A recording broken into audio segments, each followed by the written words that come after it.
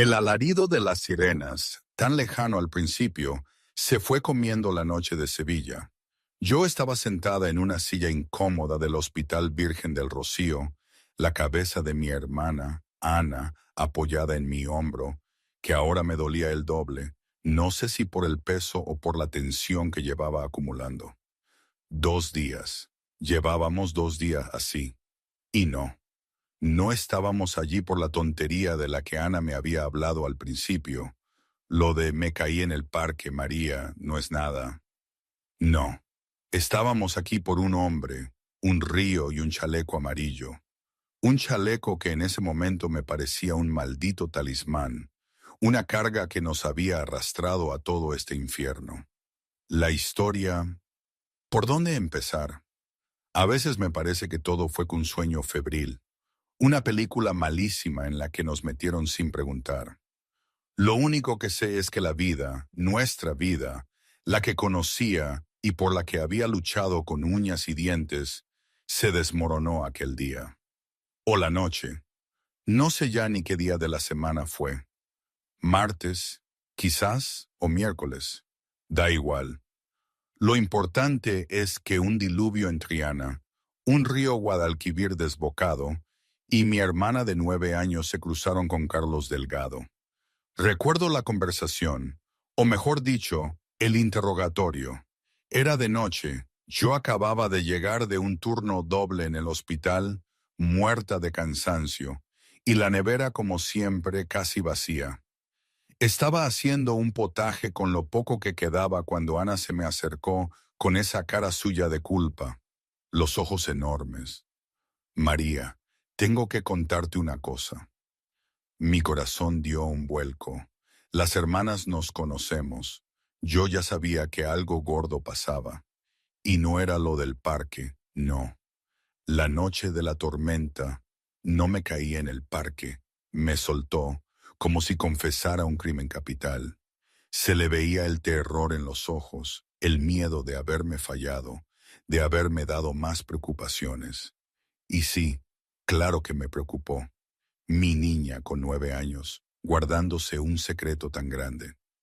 Entonces, ¿qué pasó, cariño? Le pregunté, bajándome a su altura, intentando que mi voz sonara dulce, aunque por dentro me estuviera muriendo de la angustia. Ella, con la voz entrecortada, me lo soltó todo. Fui al río, María, y había un hombre. Se estaba ahogando.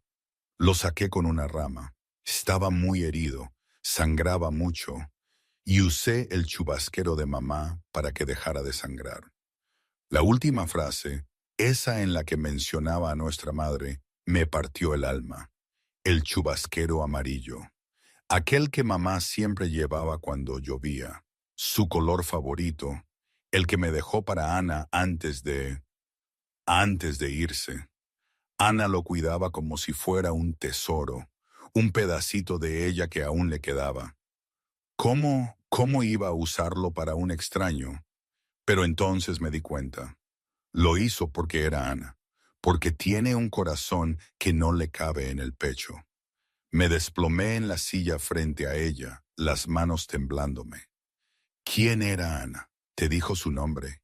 Y ella, con la mirada perdida en algún punto del techo, me dijo que no. No lo sé, no me dijo su nombre, pero María tenía tatuajes, de esos que dan miedo, y parecía peligroso, peligroso.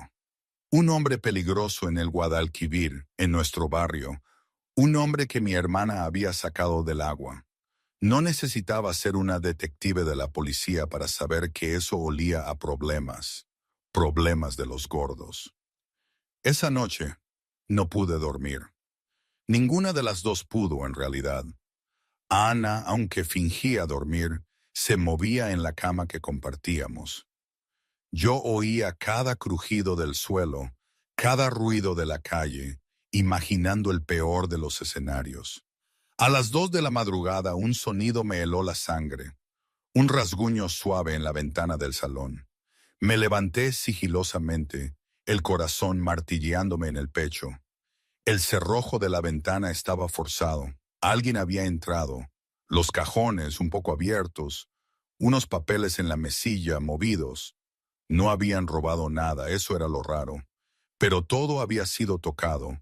Se habían metido en nuestra intimidad. Habían respirado el mismo aire que nosotras. Nos estaban cazando. Aquella certeza me golpeó con la fuerza de un puñetazo. Llamé a la policía, claro. Vinieron, tomaron notas, encogiéndose de hombros. No hay señales de entrada forzada. No falta nada. Seguramente es su imaginación, señorita. Mi imaginación. Sí, como si vivir en Triana con una hermana de 9 años, sola, ya no fuera suficientemente estresante. A la mañana siguiente ya tenía una mochila preparada, para Ana y para mí. Iríamos a casa de María, mi amiga, la del hospital. Solo por unos días, hasta que pudiera pensar con claridad, hasta que esta locura terminara. Pero no llegamos ni a la esquina. El coche negro se interpuso en nuestro camino, bloqueándonos el paso. Empujé a Ana detrás de mí, la mano ya buscando el spray de pimienta en mi bolso. Pero el hombre que salió, un asiático de mediana edad, bien vestido, no parecía dispuesto a atacarnos. Tenía las manos alzadas, las palmas abiertas, en señal de no agresión. Señorita Morales, dijo con una voz tranquila, no soy su enemigo. Mi nombre es José Marín. Estoy aquí para advertirle. ¿Advertirme de qué? Ya lo intuía, pero necesitaba oírlo. El hombre que su hermana salvó es poderoso, peligroso, y sus enemigos vieron lo que Ana hizo. Su mirada se detuvo un instante en la cabeza de mi hermana, que apenas se atrevía a asomarse por detrás de mí. Vienen a por ustedes dos. Antes de que pudiera responder, otro todoterreno negro, con los cristales tintados, se detuvo detrás. La puerta se abrió, y de él salió Carlos Delgado. Se veía diferente al hombre que Ana había descrito. Limpio, sereno, emanando una autoridad que te helaba la sangre. Pero sus ojos grises eran los mismos, fríos, intensos, clavados directamente en mí. Señorita Morales, dijo, necesitamos hablar. Me coloqué entre Ana y el extraño, mi cuerpo un escudo, mis dedos apretando el spray de pimienta, aunque una parte de mí ya sabía que sería inútil contra él. Pero antes de que pudiera hablar, Ana se asomó por detrás de mí. ¡El hombre del río! Su cara se iluminó con el reconocimiento. Está bien, estaba preocupada por usted. La expresión de Carlos se transformó. La máscara fría se resquebrajó por un instante, revelando algo más suave debajo. Se agachó hasta la altura de los ojos de Ana. Su voz suave de una manera que me pareció ajena a él. Sí, pequeña. Gracias a ti, sigo aquí. Retiré a Ana hacia mí. No hables con él. Me giré hacia Carlos, mis ojos verdes ardiendo. No sé quién es, pero quiero que se mantenga alejado de mi hermana. Se puso de pie lentamente. Mi nombre es Carlos Delgado, y me temo que mantenerse alejado ya no es una opción. ¿Y qué quería? Mantenernos con vida. Indicó a José que me entregó una carpeta. Dentro había fotografías, fotos de vigilancia de nuestro edificio, de Ana yendo al colegio, de mí entrando al hospital para mi turno. Hombres con ropa oscura acechaban en el fondo de cada imagen. Esta es la gente de Manuel Iglesias, dijo Carlos. La mafia rusa, llevan 3 días vigilándolas. Mis manos temblaron mientras hojeaba las fotos. Una mostraba a Ana en el parque. Un hombre con una cicatriz en la mejilla a escasos 6 metros. ¿Por qué?, susurré. Porque uno de los hombres de Iglesias vio a tu hermana sacarme del río. Saben que me salvó la vida. Y ahora quieren usarlas a ustedes dos para llegar a mí. Le devolví la carpeta a José. Pues diles que no estamos involucradas. Diles que no sabemos nada de su mundo. No les importa. La voz de Carlos era plana. Para ellos, son una moneda de cambio. Las tomarán, las herirán y las usarán para hacerme rendir. No necesitamos su ayuda. Levanté la barbilla. Iremos a la policía. Nos iremos de la ciudad. Lo haremos. La policía no puede protegerlas. Iglesias es dueño de la mitad del departamento.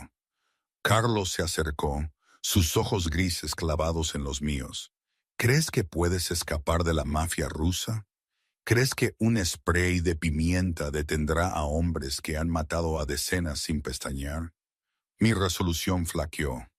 Odiaba que tuviera razón. Odiaba la impotencia que me recorría la espalda. Vengan a mi finca, dijo Carlos. Ambas. Es el lugar más seguro de Sevilla. Guardias armados, vigilancia, muros que pueden resistir un asedio. Iglesias no se atreverá a atacar allí. ¿Quiere que lleve a mi hermana de 9 años a un bastión de la mafia? Quiero que ambas sobrevivan. Abrí la boca para negarme, pero entonces el disparo. Un ruido seco que partió el aire. José se movió al instante, empujándonos hacia el todoterreno. Los hombres de Iglesias, ahora. Otro disparo, cristales rotos en algún lugar detrás de nosotros. Ana gritó. Carlos me agarró del brazo, arrastrándome hacia el vehículo. ¡Entra! Dudé un segundo, el orgullo en guerra con el terror. Luego vi la cara aterrorizada de Ana. Sentí otra bala silbar a nuestro lado y tomé mi decisión. Me zambullí en el todoterreno, arrastrando a Ana conmigo. La puerta se cerró de golpe. Los neumáticos chirriaron. Y así, de repente, la vida tranquila de María Morales terminó para siempre. Los todoterrenos negros, en una caravana de la muerte, rasgaron las calles de Sevilla, esquivando el tráfico a velocidades peligrosas. Apreté a Ana contra mi pecho, mi corazón latiendo tan fuerte que lo sentía en la garganta. Rabia y miedo luchaban dentro de mí. Rabia contra este hombre que nos había arrastrado a su mundo violento.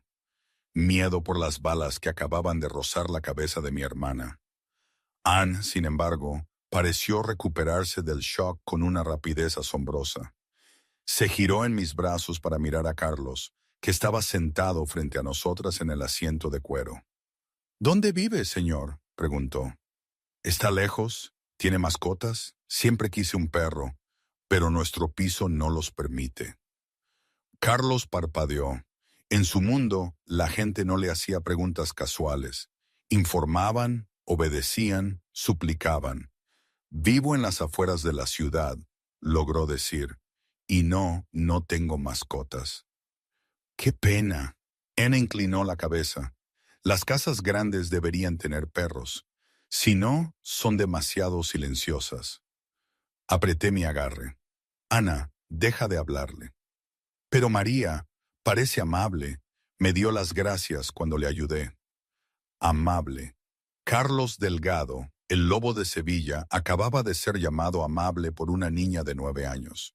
José, sentado en el asiento del copiloto, tosió para disimular lo que bien podría haber sido una risa. 20 minutos después, el todoterreno atravesó una enorme verja de hierro. Cámaras de seguridad rastreaban nuestro movimiento. Guardias armados patrullaban el perímetro. Ana apretó su cara contra la ventana. «Wow, skulle omorsoinen mi timon. Kuoaja, fauniskata. Y la pestolidin. Ahora vivo, exclamó. Su casa es como un castillo. La finca de Carlos se alzaba ante nosotras, 3 pisos de piedra y cristal, rodeada de jardines bien cuidados que se extendían en la oscuridad, fuentes, esculturas, un camino de entrada que podía albergar 30 coches. Dentro de la mansión, todo era como esperaba y nada de lo que quería. Suelos de mármol, arañas de cristal, obras de arte invaluables en cada pared. Hermoso, sí, pero frío, vacío, como un museo donde nadie vivía realmente. Carlos nos condujo al ala este. Se quedarán aquí. Dormitorio privado, sala de estar, baño, todo lo que necesiten. Mi personal les traerá comida, ropa, lo que requieran. Examiné la habitación, más grande que todo nuestro piso, decorada en tonos azules y cremas suaves. Una cama tamaño king, vistas a los jardines. Una jaula dorada. Me giré para encarar a Carlos, con la espalda recta. Que quede claro, dije. Estamos aquí porque no tenemos otra opción, no porque confiemos en usted, no porque queramos su ayuda. Lo entiendo.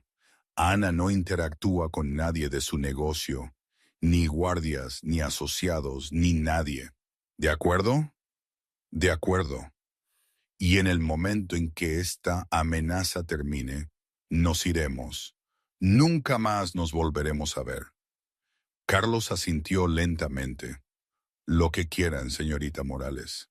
Mantengo su mirada, buscando la mentira. No encuentro ninguna. Me giré, llevando a Ana a la cama. En cuestión de minutos, la niña agotada se durmió, aún aferrada a su chubasquero amarillo.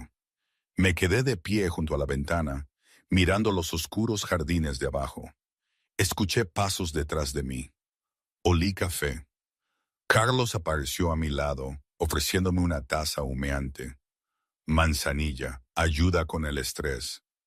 La tomé sin darle las gracias. Estuvimos en silencio, observando la noche. Me odias, dijo Carlos en voz baja. Eso también lo entiendo. ¿Sí? Sí. Se giró para mirarme y por primera vez vi algo debajo de esa fachada fría, algo humano. Pero te protegeré a ti y a tu hermana con mi vida. Esa es una deuda que pretendo pagar. Lo estudié. Su mandíbula dura, sus ojos grises, las cicatrices que ahora podía ver surcando su cuello. Por primera vez vi algo más que peligro. No estaba segura de qué, pero me inquietó más que las balas. Permítanme un segundo, por favor. Aquí, en este punto de la historia, es cuando una empieza a pensar que la realidad se ha roto en mil pedazos. Me explico. Yo soy enfermera, una mujer práctica. Mi vida era un día a día, una lucha constante por mantener a mi hermana a salvo, por pagar las facturas, por sobrevivir con dignidad en un barrio obrero. Y de repente me encuentro en una mansión de ensueño, rodeada de hombres con armas, protegiéndonos de un lobo y otro lobo ruso. Es surrealista. Quiero decir, en un momento estás contando céntimos para el alquiler y al siguiente un capo de la mafia te ofrece su fortaleza. En mi cabeza no cuadraba. ¿Cómo podía ser esta la solución? ¿Cómo podía confiar en alguien que, por muy caballeroso que pareciera en ese instante, era la razón de que mi vida se hubiese ido al garete? La moralidad, la lógica, todo se nublaba. Me sentía atrapada, sí, y agradecida, a mi pesar.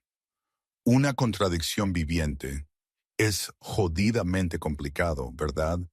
No tengo ni idea si hice lo correcto, si lo hicimos, pero no había otro camino, creo. En fin, sigamos con el delirio. Recuerdo que a veces, cuando el silencio de esa gigantesca casa me abrumaba y la ansiedad me impedía dormir, me encontraba sentada en la cama, mirando la ventana. Pensaba en mi facultad, en las clases de anatomía que me fascinaban, en cómo el cuerpo humano, tan frágil, podía ser a la vez una máquina tan perfecta. Soñaba con bisturíes y batas blancas, con salvar vidas en un quirófano, no con huir de matones. Mis padres, en gloria estén, siempre me decían que el conocimiento era mi mayor fortaleza, que nadie podía quitarme lo que había en mi cabeza. Se equivocaban. La vida podía arrebatarte tus sueños, tus planes, tu futuro, y dejarte solo con el presente, un presente que no habías elegido. Y eso dolía más que cualquier bala. El tercer día en la finca, Ana, mi pequeña y valiente Ana, no podía quedarse quieta, a pesar de mis estrictas instrucciones de quedarse en nuestra habitación. La niña tenía la curiosidad de un gato y la energía de un huracán. Al segundo día, había memorizado cada pasillo al que podía llegar. Al tercer día había comenzado su conquista del personal de la casa. Los guardias no sabían qué hacer con ella. Eran hombres endurecidos, antiguos soldados, exconvictos, asesinos que habían visto cosas que perseguirían a la gente normal para siempre. Estaban entrenados para manejar amenazas, no a niñas con coletas que les preguntaban si querían verla hacer la voltereta. El toro Antonio, un tipo de 127 kilos con una cicatriz en el ojo, fue el primero en caer. Ana lo encontró haciendo guardia frente a la cocina y le preguntó si le gustaban las galletas con pepitas de chocolate. 20 minutos después, estaban horneando juntos, la harina espolvoreando los enormes brazos de Antonio, mientras Ana explicaba la proporción adecuada de chocolate y masa. José Marín resistió más tiempo. Mantuvo su expresión severa, su distancia profesional, su aura de intimidación cuidadosamente cultivada. Duró hasta que Ana empezó a llamarle tío José. No soy tu tío, dijo él secamente. Lo sé, pero parece que necesitas un nombre más amable. Ella le sonrió. Tío José suena amigable. Deberías intentar ser amigable alguna vez. A José le tembló un ojo, pero no la corrigió de nuevo. En la tercera tarde, Ana descubrió la biblioteca. Era una sala enorme, 2 pisos de estanterías del suelo al techo, sillones de cuero, una chimenea en la que cabría un coche pequeño.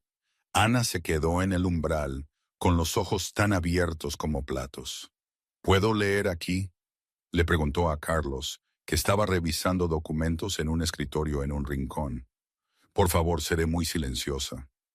Carlos levantó la vista, sorprendido. ¿Te gusta leer? Me encanta. María me lee todas las noches, pero últimamente está muy cansada. Ana hizo una pausa y luego se animó. Mamá solía decir, los libros son puertas mágicas.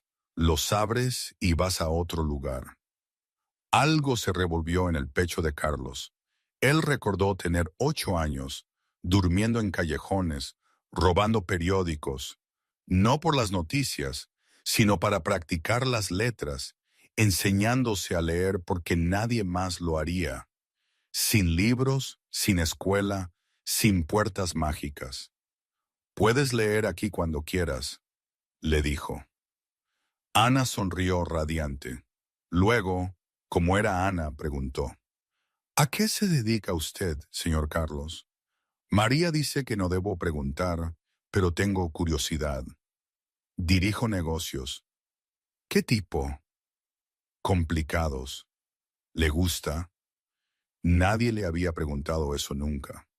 Yo, es lo que hago. Ana asintió pensativa.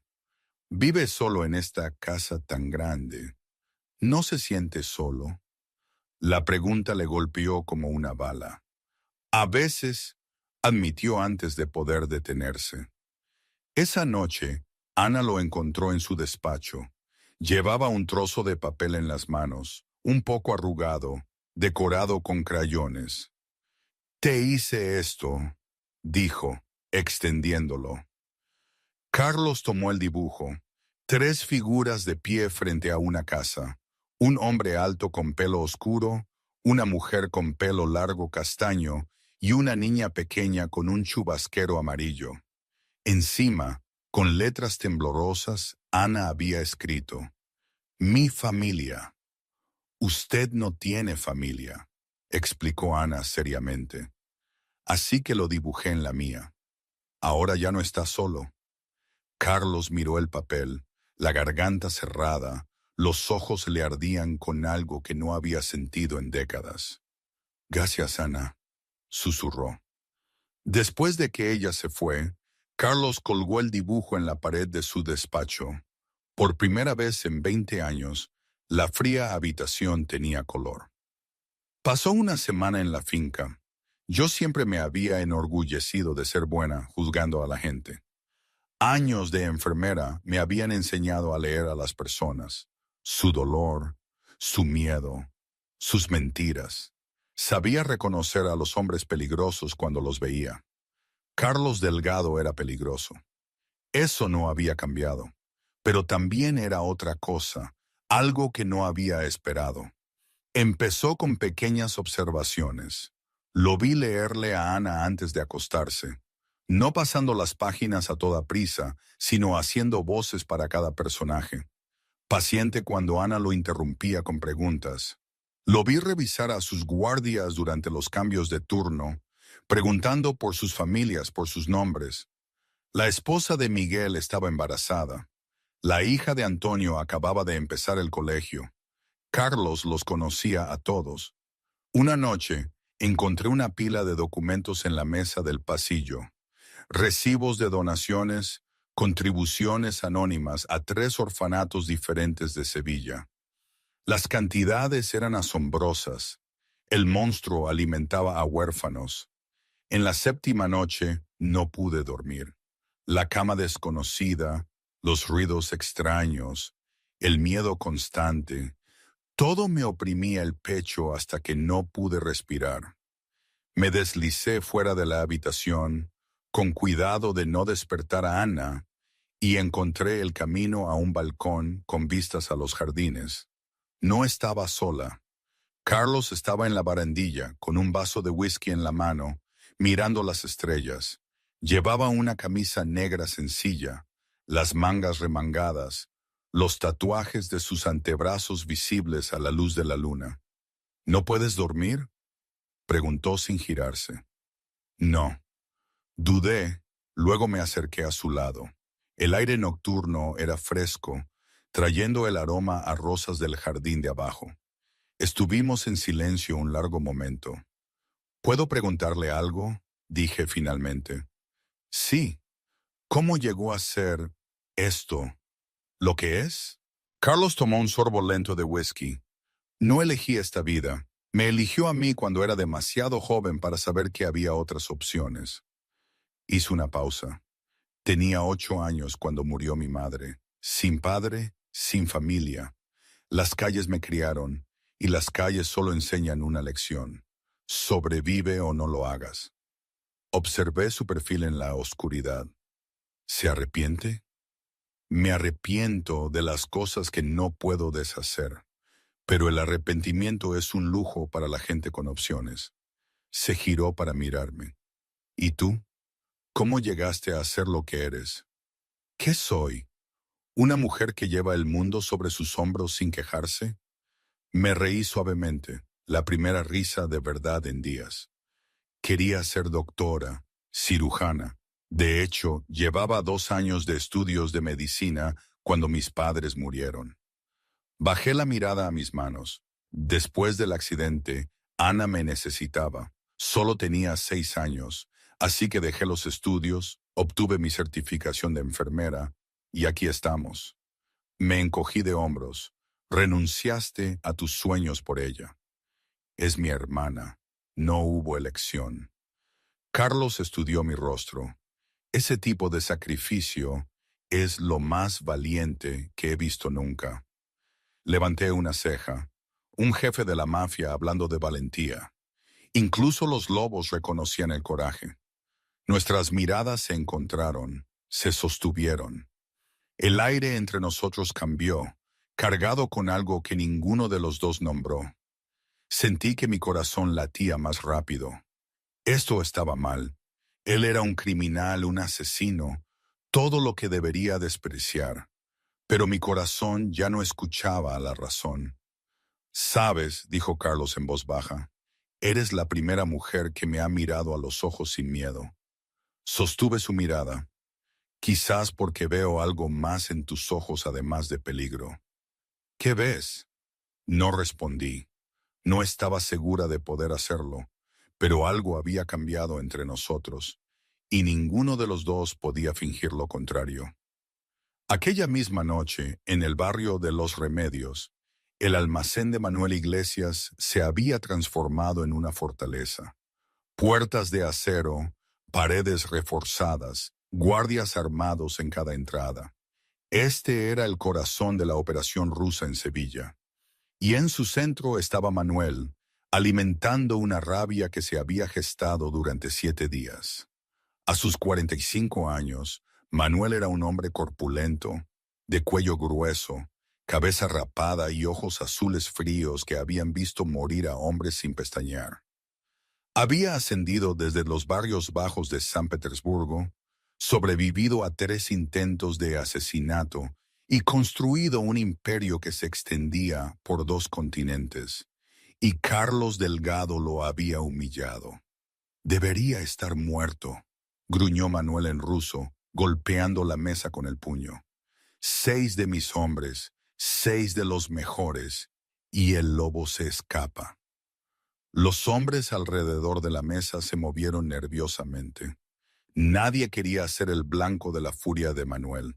Sabemos cómo sobrevivió, dijo Alejandro, avanzando. Alejandro era la mano derecha de Manuel, de 38 años, delgado y letal, con los ojos muertos de un hombre que había dejado de contar sus asesinatos hacía años. Deslizó una fotografía sobre la mesa. Manuel la recogió. Una niña pequeña con un chubasquero amarillo sonriendo a la cámara. Una niña lo sacó del río, explicó Alejandro. 9 años, su nombre es Ana Morales. Vive con su hermana mayor, María. Manuel miró la fotografía, luego soltó una carcajada áspera y cruel. ¿Una niña? El gran lobo fue salvado por una niña.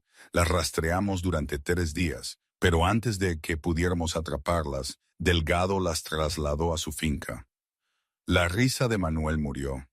Las está protegiendo. Vigilancia las 24 horas, guardias armados. La finca es una fortaleza.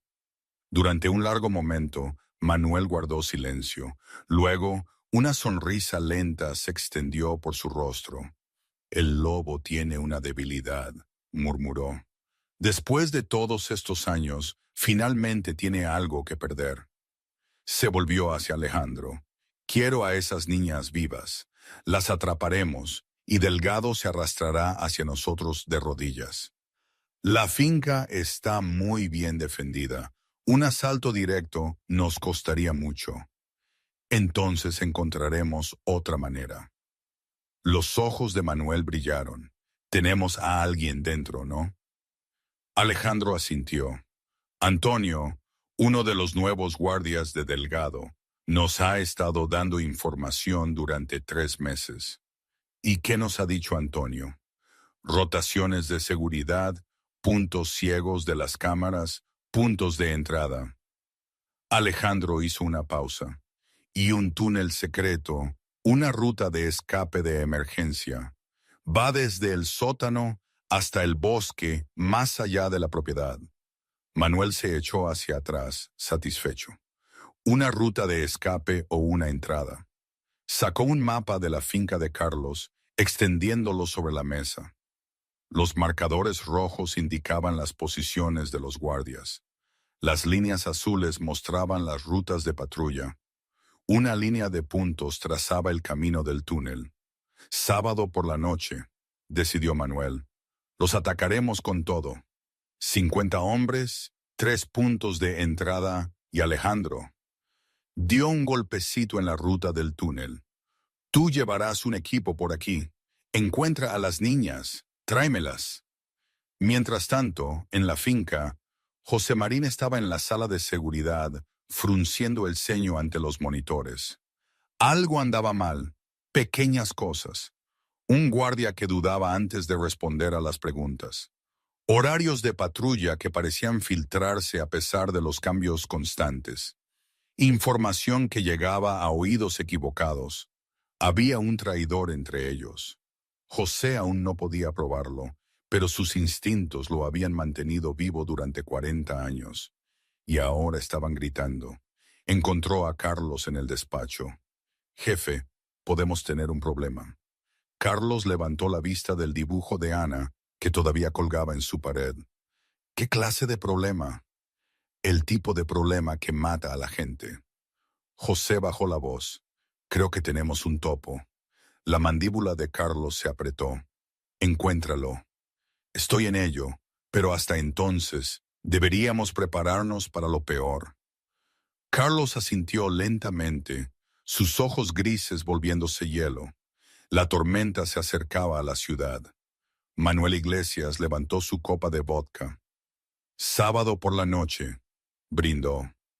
El lobo lo pierde todo. Y esas dos niñas serán la clave. Viernes por la noche, un día antes del ataque, Ana no podía dormir. Deambulaba por los pasillos de la mansión, descalza en pijama, siguiendo el olor de algo cálido y dulce que venía de la cocina. Encontró a Carlos solo, de pie en la encimera de mármol, las manos cubiertas de harina. Un bol de masa estaba ante él. La cocina, generalmente atendida por chefs profesionales, estaba vacía excepto por él. ¿Qué está haciendo?, preguntó Ana desde el umbral. Carlos levantó la vista sobresaltado. Por un momento, pareció casi avergonzado, como un niño pillado haciendo algo prohibido. Pan, dijo simplemente. ¿Puedo ayudar? Dudó. Entonces, sí, asintió lentamente. Ana se subió a un taburete a su lado y Carlos le mostró cómo amasar la masa. Empuja con las palmas, dobla, gira, repite. Sus manos eran grandes y cicatrizadas, pero se movían con una delicadeza sorprendente. Mi madre me enseñó esto, dijo en voz baja, antes de morir. Yo tenía 7 años. Ella decía que el pan era el regalo más sencillo. Solo harina, agua y amor. Ana lo miró. ¿Se acuerda de ella? Algunas cosas. La masa, sus manos, su voz cuando cantaba, el olor de la cocina cuando horneaba. Yo también me acuerdo de mi mamá, dijo Ana suavemente. Olía a flores y siempre tarareaba cuando me cepillaba el pelo. Trabajaron en silencio después de eso. 2 huérfanos conectados por la memoria y la pérdida. Yo llevaba 10 minutos buscando a Ana cuando oí risas que venían de la cocina. Me detuve en el umbral, paralizada por lo que vi. Ana estaba en su taburete, harina manchándole las mejillas, riendo sin control.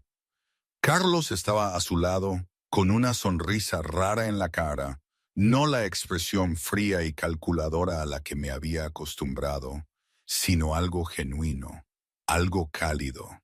Tenía harina en la nariz. Ana le señalaba, riendo. Mi corazón se encogió.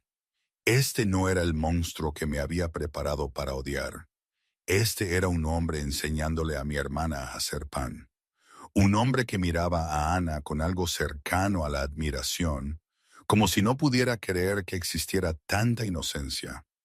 Más tarde, después de que Ana se fuera a la cama, aferrada a un rollo de pan fresco para el desayuno, volví a la cocina. Carlos estaba limpiando, con las mangas subidas hasta los codos, lavando platos como cualquier hombre corriente. Se le da bien con ella, dije desde el umbral. Carlos no se giró. Ella lo pone fácil. Me acerqué, cogiendo un trapo para secar los platos que me pasaba. Trabajábamos a ritmo, el silencio era cómodo. El accidente fue hace 3 años, dije de repente. Un conductor ebrio se saltó un semáforo en rojo. Mis padres murieron al instante. Ana estaba en el asiento trasero, inconsciente, pero viva. Hice una pausa. A veces todavía me despierto esperando oír la voz de mi madre. Luego recuerdo... Carlos permaneció en silencio durante un largo momento. Yo tenía 8 años cuando mi madre sufrió una sobredosis. Sin padre, sin familia. Dormí en callejones hasta que las bandas me encontraron. Lo siento. No lo estés. Me convirtió en lo que soy. Se giró para mirarme.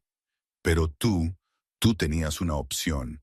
Podrías haber puesto a Ana en un hogar de acogida, haber perseguido tus sueños. En cambio, lo dejaste todo. Es mi hermana. Eso es lo que lo hace extraordinario. Nuestras miradas se encontraron. El aire se hizo más denso. Carlos se acercó, su pulgar rozando una mancha de harina de mi mejilla. Su toque fue suave, demasiado suave para un asesino. Di un paso atrás, mi corazón latiendo a 1000 por hora. No puedo hacer esto. Tú eres un... Sé lo que soy. Su voz era cruda. Sé que no merezco. Eso no, pero eso no detiene mi corazón. Mis lágrimas me quemaron los ojos. ¿Por qué todo tiene que ser tan complicado? Carlos me miró de verdad, como si yo fuera la única persona en el mundo. Porque la vida nunca es sencilla, dijo suavemente. Pero tú y Ana son lo más sencillo y puro que he conocido jamás. Sábado por la noche, 8:00 p.m. José irrumpió en el despacho de Carlos, con el rostro sombrío. Hemos encontrado al topo. Carlos levantó la vista de los monitores de seguridad. ¿Quién? Antonio, el nuevo guardia, ha estado alimentando de información a Iglesias durante 3 meses. La mandíbula de José se apretó. Cuando envié a unos hombres a buscarlo, ya se había ido. Desapareció hace una hora. El peso de esas palabras se asentó como plomo en el pecho de Carlos.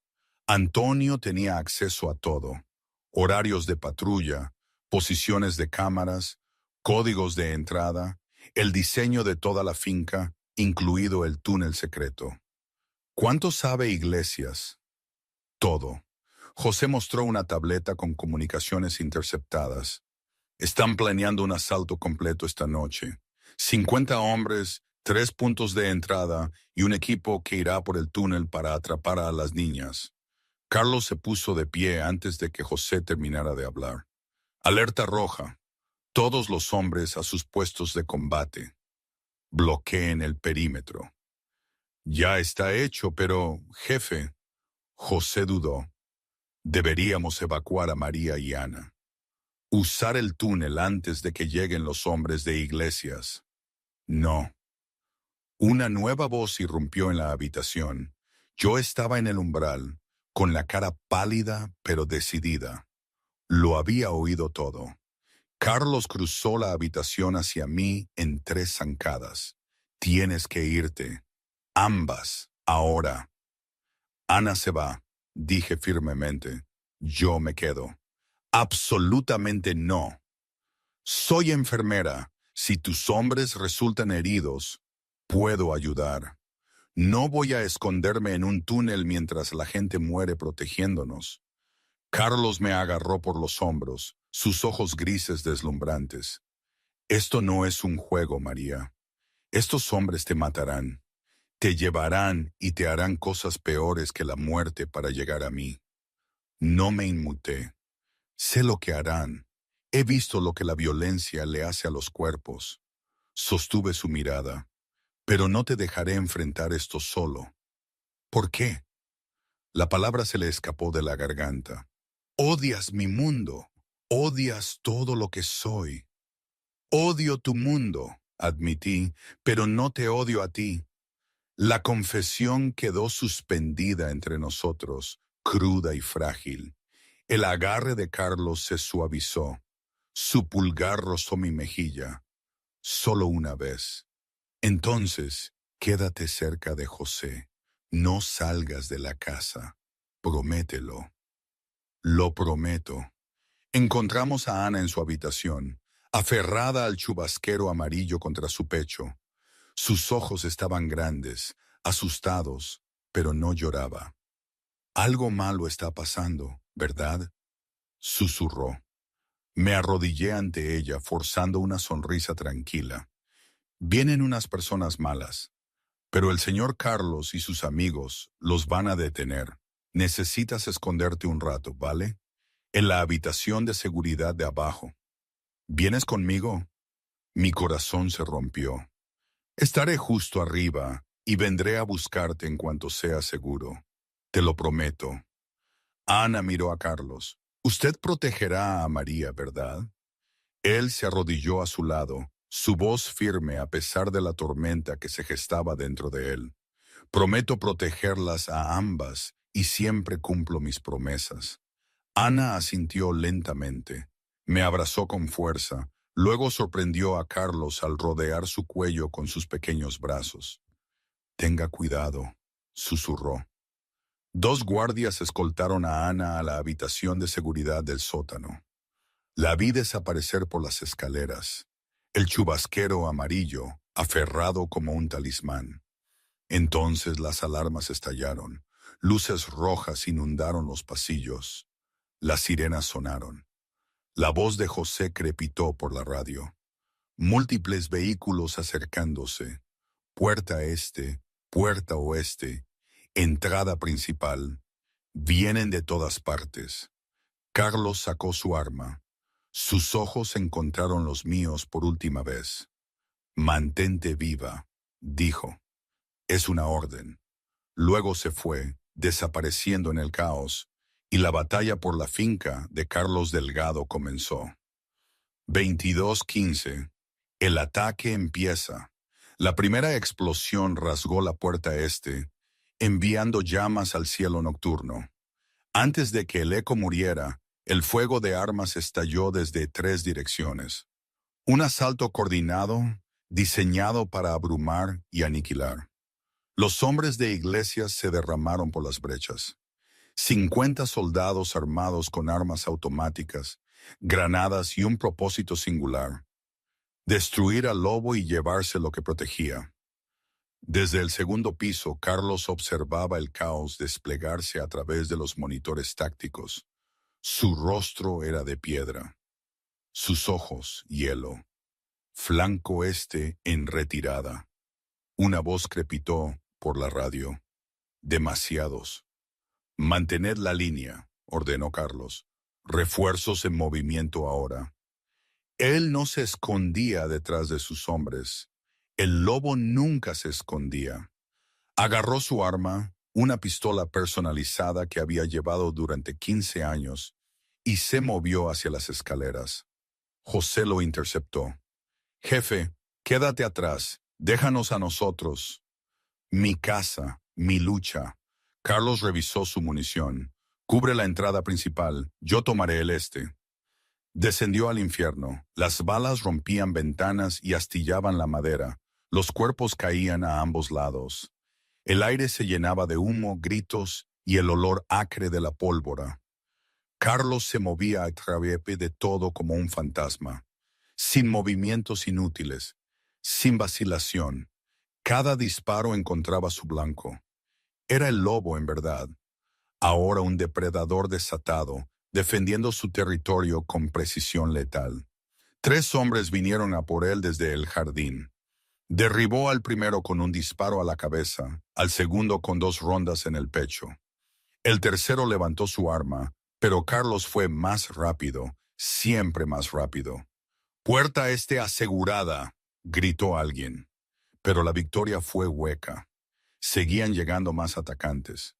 En la habitación de seguridad del sótano, yo mantenía a Ana cerca. Los sonidos de la batalla se filtraban a través de las paredes reforzadas. Un trueno distante que hacía temblar el suelo bajo nuestros pies. Ana temblaba contra mi pecho. El chubasquero amarillo aferrado como un salvavidas. «¿Está bien el señor Carlos?», susurró Ana. «No se hará daño, ¿verdad?». Acaricié el cabello de mi hermana, luchando por mantener la voz firme. «Es muy fuerte. Nos está protegiendo». «¿Promete?». Yo no podía prometer.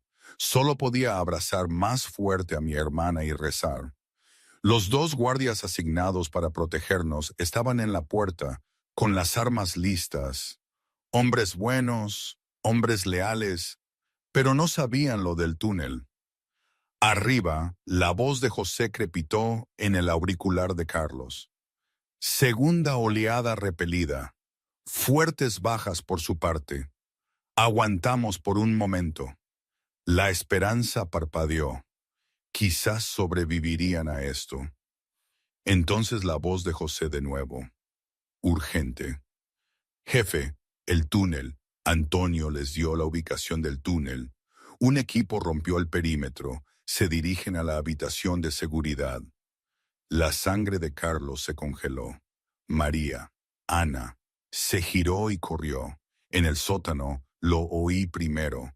Pasos, no de arriba, sino de detrás de la pared, desde dentro del túnel.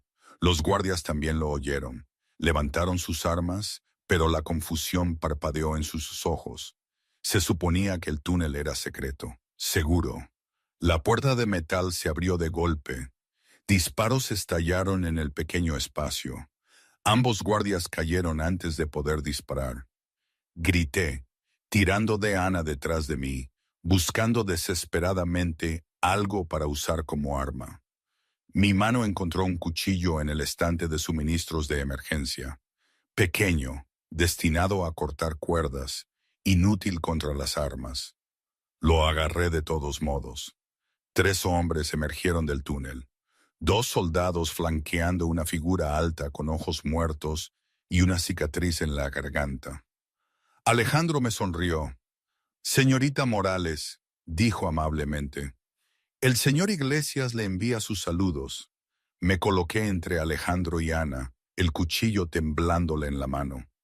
«Pase lo que pase», le susurré a mi hermana.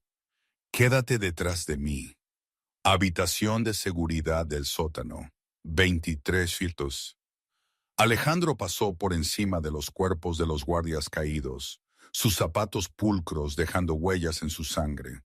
Sus 2 hombres lo flanqueaban, con las armas levantadas, buscando amenazas adicionales. No había ninguna. Solo una mujer con un cuchillo de cocina y una niña en un chubasquero amarillo. «Baja el cuchillo», dijo Alejandro con calma. «Solo las necesitamos vivas. Y llevarlas sanas y salvas es opcional». No me moví. Mi mano temblaba violentamente, pero mis pies permanecieron plantados. Detrás de mí, los pequeños dedos de Ana apretaban mi camiseta. «¿Quieres a mi hermana?» Mi voz salió más fuerte de lo que me sentía. «Tendrás que pasar por encima de mí». Alejandro inclinó la cabeza casi divertido. «Valiente, estúpida, pero valiente». Levantó su pistola, apuntando a mi pierna. «Última oportunidad. Suelta el cuchillo o empezaré a quitarte piezas». «María», sollozó Ana. «Por favor, María». Mi mente corría, sin escape, sin arma que importara, sin esperanza. Entonces la puerta trasera estalló hacia adentro. Carlos Delgado entró como un huracán de furia. Golpeó al primer soldado antes de que el hombre pudiera girarse, rompiéndole el cuello con un giro salvaje.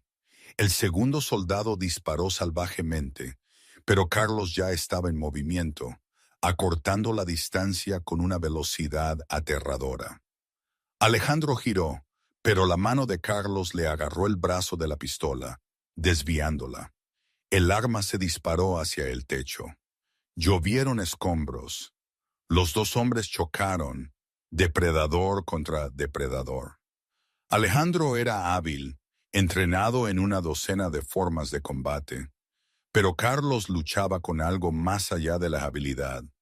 Luchaba con rabia, con desesperación, con una furia primal de un lobo protegiendo a su manada.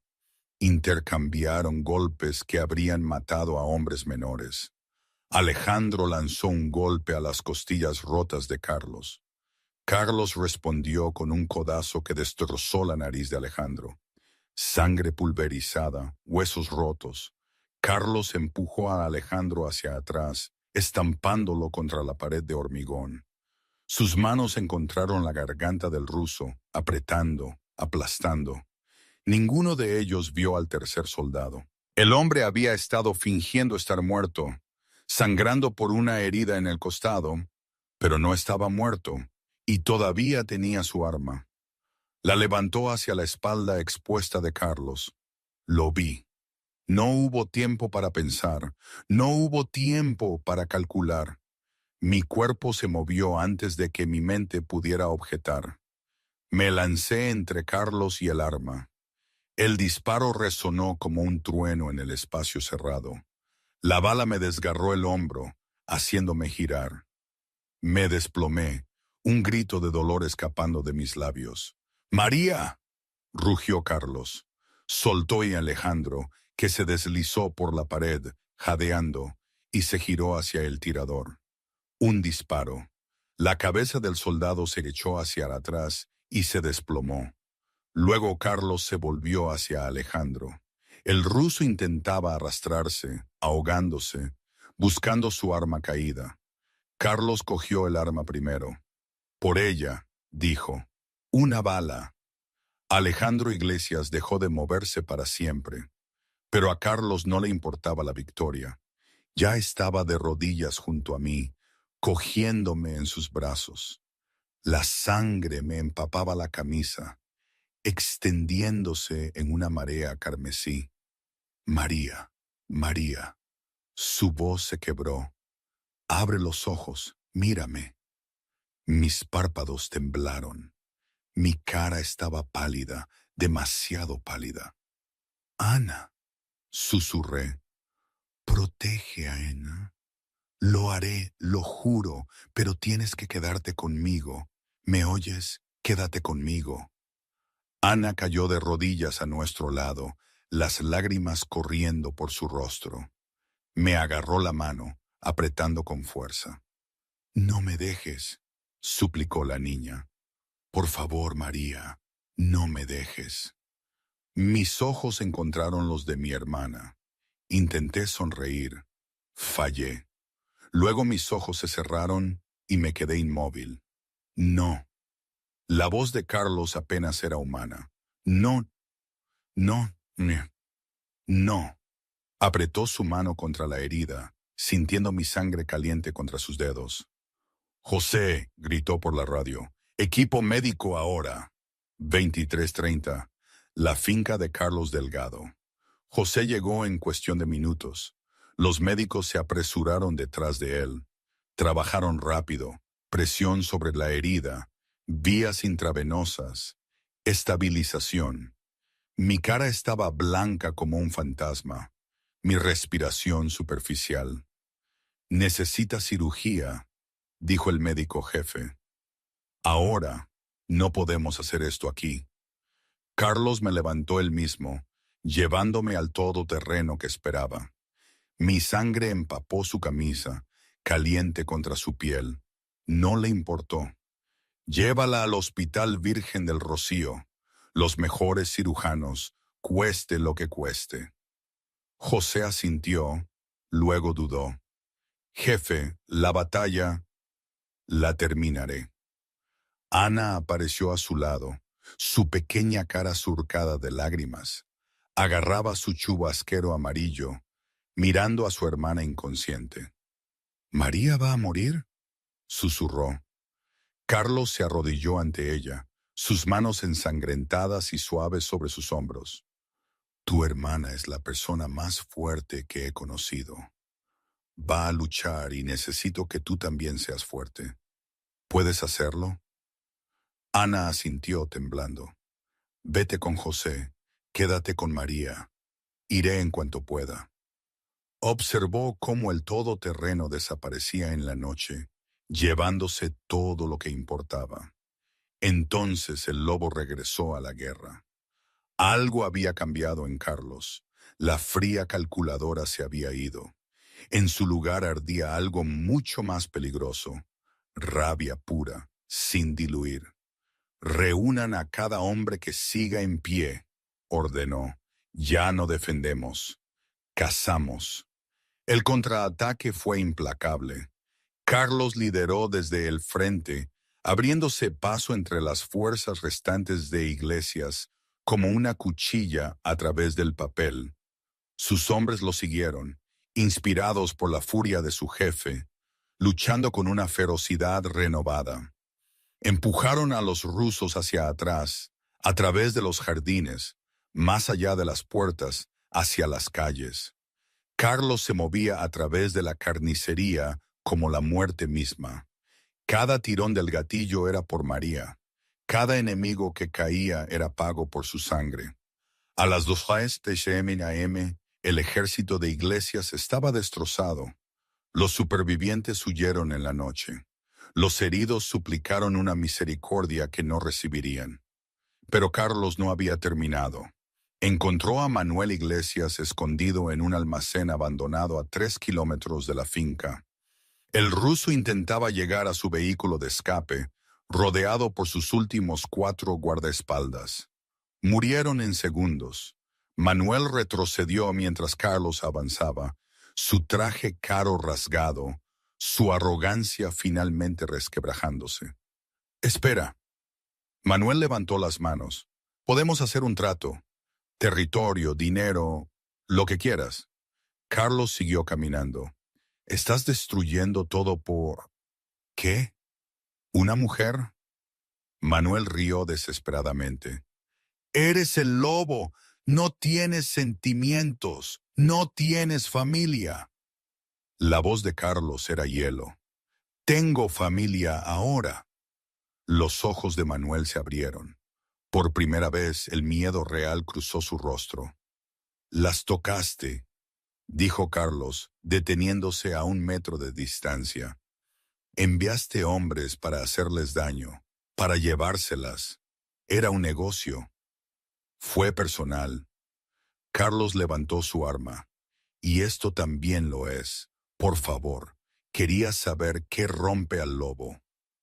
El dedo de Carlos se apretó en el gatillo. «Ahora lo sabes. Amenaza a mi familia. Y me convierto en algo peor que cualquier lobo». Un disparo. Limpio. Final. Manuel Iglesias se desplomó en el suelo. Su reinado terminó en un almacén sucio por un hombre que finalmente había encontrado algo por lo que valía la pena matar. El amanecer irrumpió en Sevilla mientras Carlos salía. El cielo se volvió rosa y dorado, indiferente a la sangre que se había derramado. Su teléfono sonó. «José, jefe, María ya ha salido de cirugía». Pero la voz de José vaciló. «Perdió mucha sangre. Los médicos no saben si despertará». Carlos estaba corriendo antes de que terminara la frase. La guerra había terminado, pero la lucha por María acababa de empezar. Hospital Virgen del Rocío, 6:00 am. Carlos irrumpió por las puertas de urgencias con un aspecto fantasmal. Sangre, en parte suya, en su mayoría no, manchaba su camisa rasgada. Suciedad y pólvora surcaban su rostro. Sus ojos eran salvajes, desesperados, buscando. Las enfermeras retrocedieron asustadas. Los guardias de seguridad buscaron sus radios. Entonces José apareció, interceptando a Carlos antes de que estallara el caos. «Por aquí, jefe. Lo tengo todo arreglado. Habitación privada. Los mejores médicos de la ciudad». Se movieron por pasillos estériles que olían a antiséptico y tristeza. Carlos no veía las escaleras. No oía los susurros. Solo veía la puerta al frente. La puerta que lo contenía todo. Yo yacía inmóvil en la cama del hospital, rodeada de máquinas que pitaban y zumbaban. Tubos salían de mis brazos. Monitores registraban mi ritmo cardíaco en ondas verdes. Mi cara estaba pálida, tranquila, demasiado tranquila, como si ya me hubiera deslizado a un lugar que él no podía seguir. Carlos se hundió en la silla junto a mi cama y me tomó la mano. Estaba fría. «María». Su voz se quebró. «Estoy aquí». No respondí. Las máquinas mantuvieron su ritmo constante, indiferentes a su dolor. En un rincón, Ana estaba acurrucada en un pequeño sofá. El chubasquero amarillo la envolvía como una manta. Ya no lloraba. No le quedaban lágrimas, solo ojos hundidos mirando mi forma inmóvil. «Señor Carlos». Su voz era diminuta. «¿María va a despertar?» Carlos miró a la pequeña que había iniciado todo esto, que lo había sacado de un río y había cambiado todo su mundo. No tenía una respuesta. Por primera vez en su vida, no tenía nada. Abrió sus brazos y Ana se subió a ellos, apretando su cara contra su pecho. No lo sé, susurró, pero nos quedaremos aquí hasta que lo haga. Pasaron 3 días. Carlos no abandonó la habitación. Durmió en la silla, comió lo que José le trajo, se duchó en el pequeño baño adjunto a mi habitación. Su imperio funcionaba sin él. No le importaba. José observaba desde el umbral, siendo testigo de algo que nunca creyó posible. El lobo, el hombre que había construido un imperio sobre el miedo y la sangre, reducido a una vigilia de esperanza. Vulnerable, roto, humano. Carlos me hablaba constantemente. Me contaba sobre su infancia, las cosas que nunca había compartido con nadie, sobre la receta del pan de su madre, sobre la primera vez que mató a un hombre y cómo vomitó después, sobre el vacío que había vivido en su pecho durante 30 años. Tú lo llenaste, murmuró la segunda noche, sosteniendo mi mano contra su mejilla. Tú y Ana, llenasteis todos los lugares vacíos. La tercera noche, el agotamiento finalmente lo venció. Apoyó la cabeza en el borde de mi cama, sus dedos aún entrelazados con los míos. El sueño lo arrastró, oscuro y sin sueños. 3 a.m. Algo se movió. Al principio, Carlos pensó que estaba soñando. Un espasmo, un aleteo, tan tenue que podría haber sido imaginación. Luego volvió, más fuerte, los dedos curvándose contra su palma. Los ojos de Carlos se abrieron de golpe. Mi mano se movía, lenta, débil, pero se movía. Mis párpados temblaron 1, 2 veces, y luego, imposiblemente, milagrosamente, se abrieron. La habitación del hospital. 3:15 a.m. El corazón de Carlos se detuvo. Mis ojos verdes, nublados por la confusión y el dolor, pero inconfundiblemente vivos, lo miraron. Parpadeé lentamente, tratando de enfocar. Mis labios agrietados se abrieron. Tú. Mi voz era apenas un susurro, áspera por los días de silencio. Tienes un aspecto terrible. Un sonido escapó de la garganta de Carlos, mitad risa, mitad sollozo.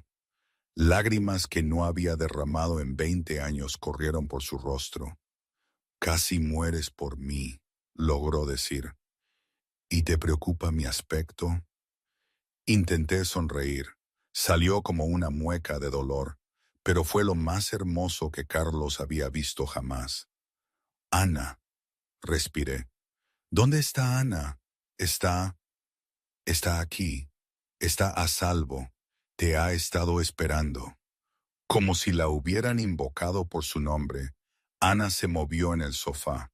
Sus ojos se abrieron, aún pesados por el agotamiento. Entonces me vio despierta, viva, mirándola. María. La niña voló por la habitación, lanzándose sobre la cama con suficiente fuerza como para que los monitores pitaran alarmados. Escondió su cara en mi cuello, sollozando. «Estás despierta. Tenía tanto miedo. Pensé que me ibas a dejar como mamá y papá». Mi brazo bueno rodeó a Ana, abrazándola con fuerza.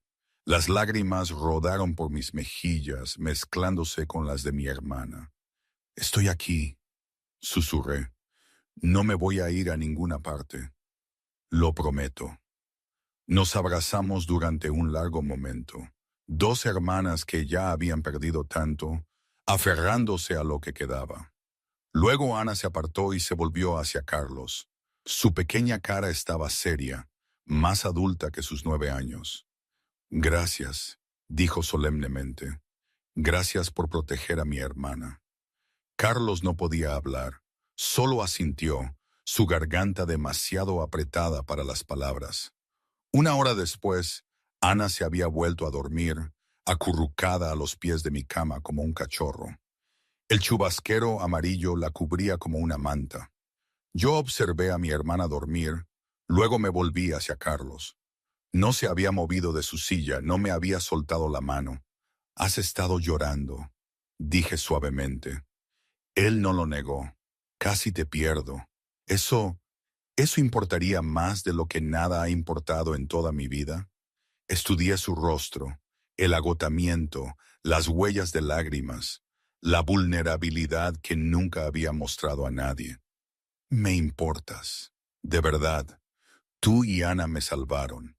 Su pulgar trazó círculos en mi palma, no solo del río, de mí mismo, de la oscuridad en la que he vivido durante 20 años. Se inclinó, sus ojos grises intensos. Lo voy a dejar atrás, María.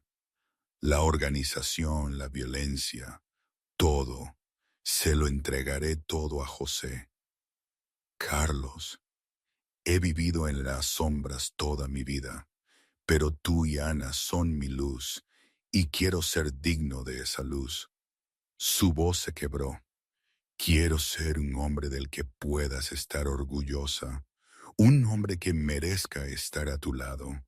Busqué en sus ojos cualquier rastro de engaño. No encontré ninguno, solo una honestidad cruda y aterradora. ¿Hablas en serio? Nunca he hablado más en serio sobre nada. El silencio se extendió entre nosotros. Fuera, los primeros destellos del amanecer pintaban el cielo de rosa. Finalmente hablé. De acuerdo. Mi voz tembló. Podemos intentarlo. Carlos levantó mi mano a sus labios, presionando un suave beso contra mis dedos. Luego se inclinó y presionó sus labios en mi frente, suave, reverente, como una oración. Gracias, susurró contra mi piel, por todo. 6 meses después, el imperio de Carlos Delgado ya no existía. Él había cumplido su promesa. Cada operación ilegal desmantelada. Cada euro sucio convertido en fundaciones benéficas. José Marín ahora dirigía los negocios legítimos, bienes raíces, consultoría de seguridad, empresas de importación, todo limpio, todo legal, todo transparente. El lobo se había desprendido de sus dientes. Yo me recuperé por completo. La cicatriz de mi hombro se desvaneció hasta convertirse en una delgada línea plateada. Un recordatorio permanente de la noche en que elegí el amor por encima de la seguridad. Volví al Hospital Virgen del Rocío, pero ahora solo trabajaba turnos de día. Se acabaron los turnos dobles, el agotamiento. Tenía una familia a la que volver. Y Ana, mi brillante y valiente Ana, florecía en uno de los mejores colegios privados de Sevilla. Sus profesores se maravillaban de su amabilidad, su sabiduría, su capacidad para ver lo bueno en todos. Hizo amigos fácilmente. Reía a menudo. Finalmente volvió a ser una niña. Ya no vivíamos en la fortaleza. Nuestro nuevo hogar era una modesta casa en los alrededores. 3 dormitorios, un porche envolvente, un jardín que Carlos cuidaba con sorprendente dedicación. Rosales bordeaban el camino. Tomates crecían en el patio trasero. Un columpio bajo un viejo roble. Carlos aprendió a ser una persona corriente. Llevaba a Ana al colegio cada mañana. Le preparaba el almuerzo con notas escritas a mano. La ayudaba con los deberes en la mesa de la cocina. Cocinaba la cena la mayoría de las noches. La receta del pan de su madre se había convertido en una tradición semanal. Se unió a la vigilancia vecinal. Saludaba al cartero. Lo observé transformarse día a día. Los bordes duros se suavizaron. Las sombras en sus ojos se levantaron. El hombre que una vez había comandado un ejército de criminales ahora discutía con una niña de 9 años sobre la hora de ir a la cama. Fue, me di cuenta, lo más hermoso que había presenciado nunca. La boda fue pequeña, íntima, perfecta. La celebramos en nuestro jardín un domingo por la tarde de primavera. Los cerezos en flor flotaban en el aire como nieve rosa. Las sillas plegables albergaban a nuestro puñado de invitados. José, unas pocas enfermeras del hospital de Grace, algunos vecinos que se habían hecho amigos. Ana fue la niña de las flores y dama de honor, y coordinadora de bodas autodesignada. Llevaba un vestido amarillo, del mismo tono que el chubasquero de su madre, y se tomó sus deberes muy en serio. Yo floté por el pasillo con un sencillo vestido blanco, mi cabello oscuro suelto sobre mis hombros, mis ojos verdes brillantes de lágrimas.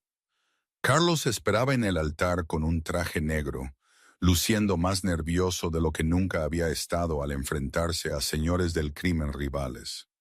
Cuando llegó el momento de los votos, habló de memoria. Hace 6 meses yo era el lobo, temido, solo, viviendo en una oscuridad tan completa que había olvidado cómo era la luz. Su voz tembló. Luego, una niña pequeña con un chubasquero amarillo me sacó de un río. Ella no vio un monstruo, vio a una persona que necesitaba ayuda y me salvó. Miró a Ana, que le devolvió la sonrisa radiante, y luego a su hermana. Esta increíble, terca y valiente mujer me salvó de nuevo. No de ahogarme, sino de mí mismo. Se volvió hacia mí, tomándome las manos. María, me diste una razón para vivir, una razón para cambiar, una razón para convertirme en alguien digno de estar a tu lado. Las lágrimas corrieron por su rostro. No las ocultó. Prometo amarte a ti y a Ana hasta mi último aliento. Prometo ser el hombre que mereces. Prometo pasar cada día ganándome el regalo que me has dado. Yo también lloraba. Apreté sus manos con fuerza. Te quiero, susurré. A los dos. Ahora somos una familia. Ana ya no pudo contenerse más. Se lanzó entre nosotros, rodeándonos a ambos con sus brazos. Tengo una hermana y un hermano ahora, anunció a todo el mundo. Tengo una familia entera. Los invitados rieron entre lágrimas. José estaba al fondo, secándose los ojos con un pañuelo, fingiendo que tenía alergias. Más tarde, mientras el sol se ponía detrás de nuestra casita, los tres estábamos sentados en el columpio del porche. Ana dormitaba en el regazo de Carlos. Su vestido amarillo arrugado, su mano aferrada a la esquina del chubasquero de su madre, ahora cuidadosamente conservado en una vitrina que colgaría en nuestra sala de estar para siempre. Yo me apoyé en el hombro de mi marido, viendo aparecer las primeras estrellas. ¿Feliz?, pregunté suavemente. Carlos miró a la mujer a su lado, a la niña en sus brazos, al hogar que habían construido juntos de las cenizas de su antigua vida. Por primera vez en su vida, dijo, estoy en casa. ¿Y hoy qué? Han pasado ya más de 2 años desde todo aquello, desde el día que mi mundo, nuestro mundo, se puso patas arriba y luego, lentamente, se recompuso de una manera que nunca hubiera imaginado. Ana se graduó de primaria como la mejor de su promoción. Dio un discurso sobre pequeños héroes. Contó cómo mamá decía que no todos los héroes llevaban capa. A veces llevan chubasqueros amarillos. A veces son enfermeras que trabajan demasiado. Y a veces son hombres de aspecto temible que solo necesitan que alguien crea en ellos. Nos miró a Carlos y a mí sentados en primera fila. Yo con 7 meses de embarazo de nuestro primer hijo. Dijo que un pequeño acto de bondad puede cambiarlo todo, puede salvar una vida, puede crear una familia, puede convertir a un lobo en un padre. Las palabras de mi hija. A veces me parece que Ana lo entiende todo mejor que nosotros, los adultos. Ella nunca juzgó, solo amó. Y yo sigo siendo yo. Una enfermera, una madre, una hermana y la esposa de Carlos. Pero, ¿realmente todo terminó bien? ¿La felices para siempre es tan perfecta como la pintan? No lo sé. Hay días en que la sombra de su pasado, de lo que fue, de las cosas que hizo, todavía se cierne sobre nosotros. Hay momentos de quietud en los que pienso, ¿y si esto fuera un error? ¿Y si esta paz fuera solo una tregua? Luego miro a Carlos, jugando con nuestra hija en el jardín, o hablándome con esa calma que ha aprendido a cultivar, y veo a un hombre que se esfuerza cada día por ser mejor. Lo veo cuidar el jardín con una dedicación que me desarma. Lo veo hablar con Ana, y ahora con nuestro bebé en camino, con una ternura que nunca pensé que existiría en él. ¿Eso significa que todo está resuelto, que el pasado ha sido borrado? No, el pasado siempre está ahí.